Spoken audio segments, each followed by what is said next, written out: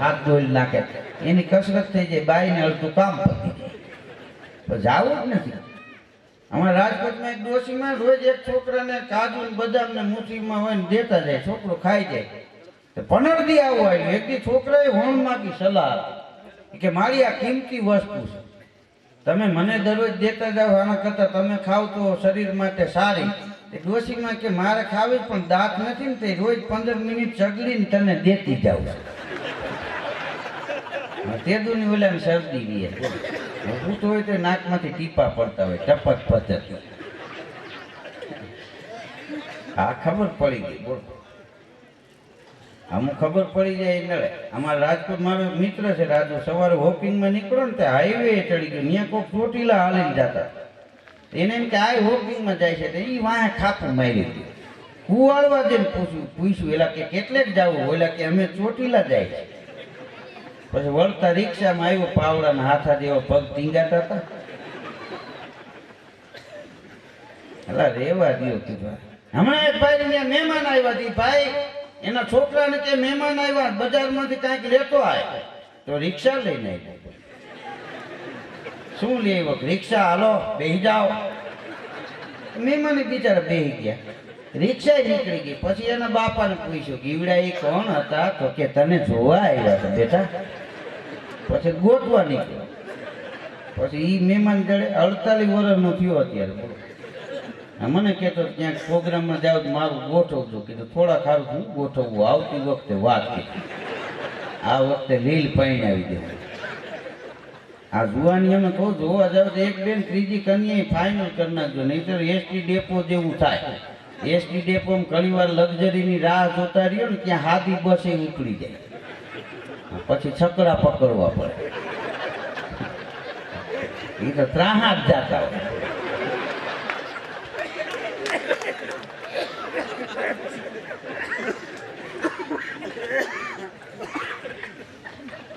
હા એટલે જોવા જાવ તો આપણું ધારે ધોરણ આપણું જોવું હોય ને. એમ ઘણા પોતે કાંઈ ન હોય પણ એને જોઈએ સારું. હવે એ ક્યાંથી મેળ પડે? આપણું હારો આજ જોવું. હા અમેરિકાથી હમણાં મને એક ફોન આવ્યો હતો, મને કે અમે 4થા મહિનામાં આવીએ છીએ ને, અમારે ત્યાં રાજકોટ ગ્રીન મેરેજમાં તમારો કાર્યક્રમ રાખો. ગ્રીન મેરેજમાં હું સમજો ને, હું 4 ચોપડી ભણેલો માણસ, પણ મેં કીધું આપણે પ્રોગ્રામ છે કામ તારીખ લખી લીધી. પછી મારા મિત્ર છે એક શિક્ષક, એને પૂછ્યું, કીધું અમેરિકા વાળા 4થા મહિનામાં આવે છે ને, 19/4 મારો પ્રોગ્રામ રાખ્યો ગ્રીન મેરેજમાં.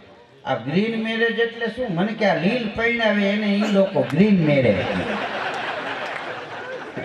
મને ઘુમરે નાખી દીધેલો.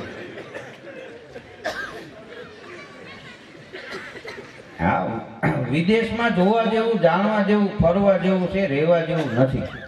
હા આપણો દેશ છે ને એવો એકેય દેશ નથી. હા આપણા દેશને આ લોકો ભૂખેલ માનતા હતા. હા પણ આ મોદી સાહેબે તમે જુઓ આ દેશ સધર હોય એવું કરીને દેખાડ્યું. હા અમેરિકા વાળા એને વિઝા નહોતા આપતા, પછી એને લાલ જાજમું બિછાવીને વિઝા આપી. હા મોદી સાહેબને વિઝા નહોતી આપી, તેથી હું ગયો હતો અમેરિકા. બોલ. હા અને મારા બેટા આવડા મૂળા તેથી અમે જોયેલા. એક દી હોય તો 8 દી આવે. આપણે થઈ રહી તો મૂળા પડ્યા હોય. હા કઈ જેવી તેવી જમાવટ છે. હું તો એમ કહું છું કે અત્યારનો આ યુગ છે ને, દેવી દેવતાઓ ભગવાન અવતાર લઈને આવ્યા હતા, સુવિધા નહોતી, એટલી સુવિધા આપણા માટે છે. બોલો. અને આપણને આવા નીડર રાજકારણીઓ મળ્યા છે. હા વિઠ્ઠલભાઈ છે એ કોઈ એક સમાજના છે કે એક ગામના છે એટલું નથી મિત્રો, એ રાષ્ટ્રના છે, આખું રાષ્ટ્ર એનું. તમને એમ થાય કે વિઠ્ઠલભાઈ સાંસદ બની ગયા તો હવે અહીંયા કેમ પૂછશે કે નહીં, પણ એ માણસ એવો છે કે સવારે દિલ્હી હોય, બપોરે મુંબઈ હોય, સાંજે 5 વાગે કંડોળામાં હોય તો 7 વાગે હાજરીયાળી હોય. હા કારણ કે એ તેમાં આગળ જાય એટલે અહીં ભૂલી જાય એમ નહીં. આ એનું વતન છે, વતનના જતન માટે એ માણસ ઝઝૂમતો રહ્યો. અને વતન કોને વાલું ન હોય? હાંઠીઓ મળે ને તોય મારવાડ સામું મોં રાખ્યો.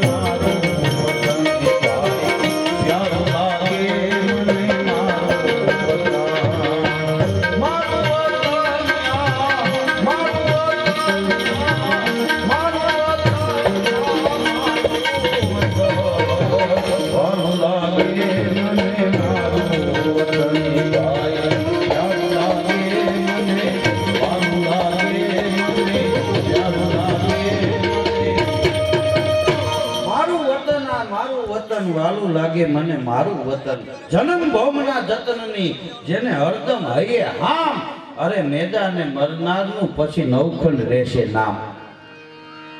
આ વતનના જતન માટે, અરે ગાયું માટે આપણા મહાપુરુષોએ માથાના બલિદાન આપ્યા. તો આ ગૌશાળા માટેનો કાર્યક્રમ છે, આપણે માથા નથી દેવા, 50-50 રૂપિયા જ દઈ શકીએ. હા, એટલું તો આપણાથી થઈ શકે ને. અરે આપણે કાંઈ કોઈને કામ ન આવે તો કાંઈ નહીં, કોઈને નડી નહીં, એટલું તો આપણે થાય કે ન થાય. હા, માણસથી નથી થતું અત્યારે. હા, માણસ એટલો અઘરો થઈ ગયો. હમણાં એક જણો બસમાંથી ઉતર્યો તો અહીંથી લોહીની ધાર થતી હતી. એટલે કીધું અહીં કેમ લોહી નીકળ્યું? તો કે હું અહીંયા બેઠો હતો ને તો ખીલી હતી હતી કે આમાં રોદામાં લાગી જાય. તો કીધું કોકને ઊભા કરીને અહીંયા બેસી જવાય ને, જગ્યા બદલાવી નખાય ને. મને કે પણ મેં જોયું બસમાં મારા સિવાય કોઈ હતું જ નહીં. આને કોણ સમજાવે? અમુક તો બહાર કાઢવા દેવાની. બોલો, આ પગમાં આમ પાછો વીટીને એક ભાઈ જાતો કીધા પગમાં શું થયું? કે ખીલી લાગી. કીધું બૂટ પહેરવા જોઈએ. મને કે આ બૂટની જ લાગી ભાઈ. પછી જોયું ને તળિયા જ નહોતા, નૈકરા ખોપરા પહેરીને આટા મારતા. મજબૂત બહુ એલા રેવા દે. હમણાં એક ભાઈ હજામની દુકાને ગયો કે દાઢી કરી દે. દાઢી કરતા કરતા હજામે પૂછ્યું કે મૂછું રાખવાની છે? કે હા. ત્યાં ઉતારીને હાથમાં આપી દીધી. લ્યો રાખવું હોય અહીંયા રાખી દેજો, અહીં તો કચરામાં વહી ગઈ. ત્યારે હું માદેડી મચાવીને કાંડે બાંધવી અમારે. હા, દાઢી મૂછ નહીં તો પૂછ નહીં. હા, એનો ઉછાવ આવે. આ ભગવાને સમજીને આપી છે આપણને, બાયુને ન આપી. બોલો, આપણને દાઢીને મૂછું આપ્યા નહીં છે, બાયુને આપી હોય તો દાઢીને મૂછું ને આપણે જ્યારે બાયુ આંકડીએ ચડાવીને બેઠા હોય હાઈ આપણને કે લોટ બાંધ ગોઠણીયા ફેરથી આવે. આપણને આપ્યા બેનું દીકરીને માતાઓને દાઢી મૂછ ન આપ્યા ભગવાને. શું કામ? એને ખબર છે બાયુને હારે જવાનું હોય, હાહુ દાઢી કરાવવા ન જવા. વો દાઢો એમ કે એની હાહુને બુધવાર છે તું દાઢી કરાવી આવું. અને આપણને આપ્યા છે તો આપણે વાયદે ચડી કે રોજ ઉઠીને હોરી નાખે. રાખો ને ક્યાં ખાતર દેવા પડે. હા, આપણે દાઢી મૂછું બાયું વાયદે હોરી છે, એને દાઢી મૂછું નથી. બાયું આપણે વાયદે નેણ હોરી ને ભાલા જેવી હણીયું કાઢે. લડી જ લેવું ને. એક બેન નું કપાળ હોજી ગયું. મેં કીધું આ કપાળે શું થયું? મને કે આયબ્રો. હવે ઈ આયબ્રો કરે, ઓઈલો બળો કરે.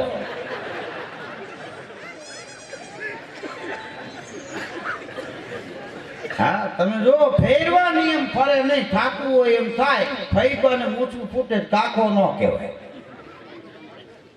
હા, એ નિયમ થોડા ફરે. ફેરવા નિયમ કોઈ નહીં ફરે. થાકવું હોય એમ થાય. ફૈબાને મૂછું ફૂટે કાકો ન કહેવાય. આ પુરુષને તમે જો વ્યસન નડે, બાયું ફેશન નડે. આ બે એકબીજા મૂકી દે તો કોઈને કાંઈ વાંધો નથી. મૂકી દે તો અને તો નથી મુકાતી નથી. ફેશન થોડી મૂકી શકાય, માણસથી વ્યસન ન મૂકી શકાય. એક ભાઈ સવારે ઉઠ્યો ને તો એની ઘરવાળી કે હાલો દવાખાને જાવ. પણ કે મને કાંઈ વાંધો નથી. એ કે આખી રાત નીંદરમાં ગાયું બોલ્યા છે. ઓઈલો કે હું તો છે જ કોણ? પછી ખબર પડી ગોદડું ઓઠીને દેતો. બાઈને એમ કે નીંદરમાં બોલે, અને ઓઈલાને એમ કે હાથીકા જેવો છો તો આ ઓમ પૂગવા નહીં. હા, દવાખાને હમણાં એક જણો ગયો, ડોક્ટર સાહેબ ચેક કરીને કે તમને બીપી વધે, 15 દિવસની દવા આપું. આપો. આપી. બિચારો વયો ગયો. 15 દિવસ પછી પાછો આવ્યો. સાહેબ ચેક કરીને કે તમને તો ડાયાબિટીસ છે, 15 દિવસની દવા આપું. કે વાંધો નહીં. વયો ગયો. વળી પાછો આવ્યો. સાહેબ ચેક કરીને કે તમને તો આંતરમાં હોતો છે. દર્દી કે સાહેબ હાથું કયો ને છે હું? તો કે એ તો પોસ્ટમોર્ટમ થાય ત્યારે ખબર પડે.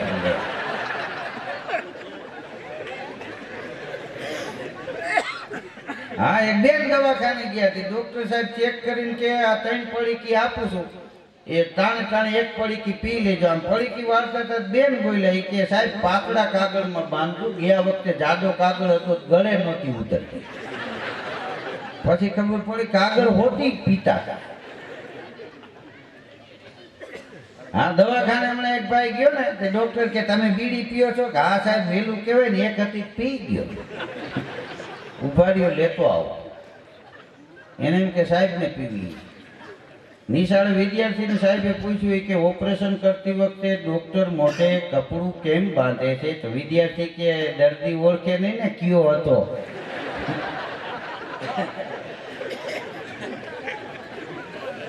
હા, આપણા ગામડામાં ક્યાં ડોક્ટર હતા? મને યાદ છે, કૂતરો કઈડે લાલ મરચું બાંધી દેતા. મરચાની વેદના એટલી બધી વધી જાય આપણે કૂતરાની ભૂલી જતા.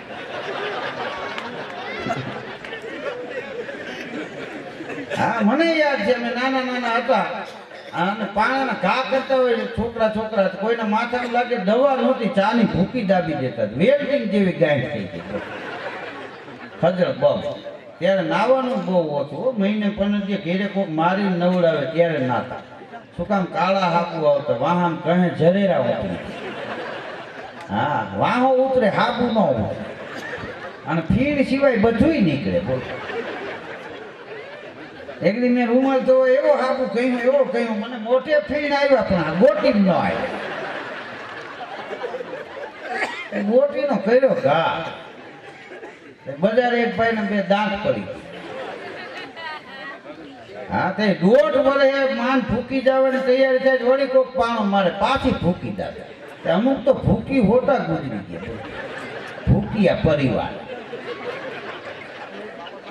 અત્યારે તમે જો છોકરાનો જન્મ થાય 30 જોડી તો કપડા હોય. બોલો, આપણા અમુક વડીલો મરી ગયા, આખી જિંદગીમાં 30 જોડી નહીં પહેર્યા હોય.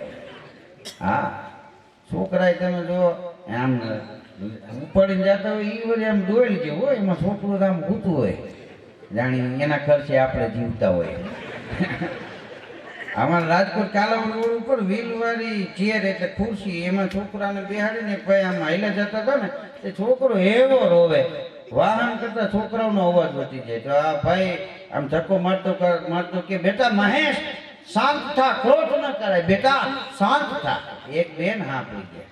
તો એ કે તમે કેટલા સરસ સ્વભાવના છો, છોકરો આટલું બધું રડે ને દેકારો કરે છતાં એને કેવો શાંતિથી તમે સમજાવો છો? તો બોલો કે મારું નામ મહેશ છે. આ મારી ચોટલી ખીતો થઈ ગઈ છે, મને ટાટો પાડવું છે, આનો ઘા થઈ જાય.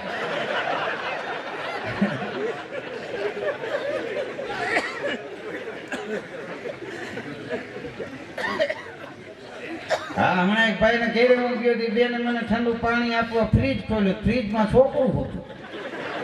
કીધું આમાં રખાય બેન? મને કે બગડે નહીં ને ભાઈ, આ બકાલું છે, આને બગડવા ન દેવું, સારા માણસના સહવાસમાં રાખો. અત્યારે તમે જોવો અહીંયા ગામડામાં તમે હોય, આ ઘેરે હોય, વાડીએ હોય, દિવસ હોય કે રાત હોય, અડધી રાતે દુખાવો ઉપડે, 108 ઉપર રિંગ કરો, ગાડી આવે, ડોક્ટર આવી જાય, બાટલા ભેગા, તરત ચાલુ સારવાર થઈ જાય. આ કેવી જમાવટ? 100 નંબર કરો, પોલીસની ગાડી આવે. આ કઈ જેવી તેવી જમાવટ? અમે રાજકોટમાં હમણાં એક ભાઈ 4 વ્હીલ લઈને વનવેમાં કરી ગયો. ટ્રાફિક પોલીસ કહે નામ લખાય, દંડ થાય. કેમ વનવેમાં કરી ગયો? કાચ ખોલીને કે હું કોનો દીકરો છું ખબર છે? તે પોલીસ કે તને નથી ખબર?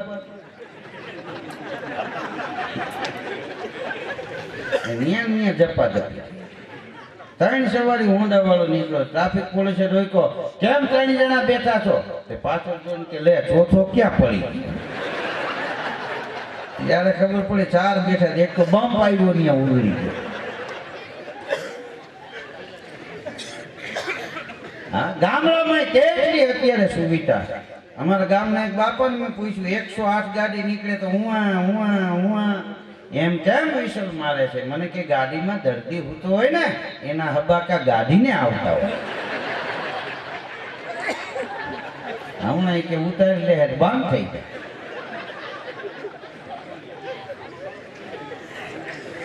હા, તમે જો હવે પથરીનું ઓપરેશન દૂરબીનથી થાય છે, કિરણથી. હા, અને એ દર્દી ટીવીમાં હોતું જોતો હોય પથરી કેવી રીતે કપાય છે.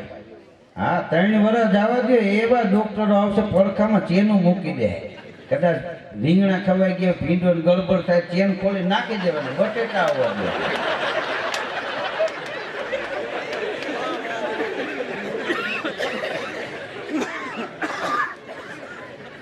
હા, કેવો આવ્યું? ગામડાના એક બાપા દવાખાને ગયા, ડોક્ટર કે હું ખાધું તું? ઈ કે ઘેરે કોઈ હતું ને, તાણી ખોખારા ખાધા. હવે તારે દવા દેવી હોય દે. હા અત્યારે હારામાં હારો યુગ છે, આખા દેશનો વિકાસ છે. એક મહાનગરથી માંડીને દરિયા કાંઠાના નાનકડા ગામડા સુધી વહી જાઓ, આ દેશનો વિકાસ થયો. જીવવા જેવો આ યુગ છે. આ ગામડામાં દવાઈઓ જ નહોતી. કોઈને ખબર પૂછવા આપણે જાય ને તો આપણને આ જીવ છે નહીં, 15 દી પછી હામાં મળે. આપણે કે મેળે આવી ગયું કે આ ક્યાંથી દવા લીધી, કે દવા જ નથી લીધી. તો કેવી રીતે મેળે આવી ગઈ, તો કે અઠે ગઠે. હવે અઠે ગઠે ગામથી શબ્દ છે, એની મેળે મેળે સારું થઈ જાય એને અઠે ગઠે કે. આ બીજા નો સમજે, આપણી જ કંપનીનો માલ છે એટલે આપણે સમજીએ. હા આપણે જો હ બોલવામાં આવે, લખવામાં ન આવે. હા ઘણા વડીલો મોરા પડી ગયા, તમે કહો તબિયત બરોબર નથી, કે ના શું થાય છે, તો કે અહક થાય. હવે અહક કોઈ રોગ નથી, રૂપિયા ખલાસ થઈ જાય એટલે થાય. એને 2000 આપી દે તપેલા વીસી રખડે એમ રખડતા. હા ઓબામા અહીંયા આપણા વડાપ્રધાનને 4 વર્ષ પહેલા ફોન કર્યો, હું તમારા દેશમાં આવું છું. તો આપણા વડાપ્રધાન રાજીથી આવો. કઈ તારીખે કેટલા વાગે તમે દિલ્હી ફ્લાઇટમાં ઉતરશો, અમારો ડ્રાઈવર આપને લેવા આવશે. ટાઈમ ને તારીખને નક્કી થયા. ઓબામા ફ્લાઇટમાં દિલ્હી ઉતર્યા, આપણા વડાપ્રધાનનો ડ્રાઈવર તાવેરા ગાડી લઈને લેવા ગયો.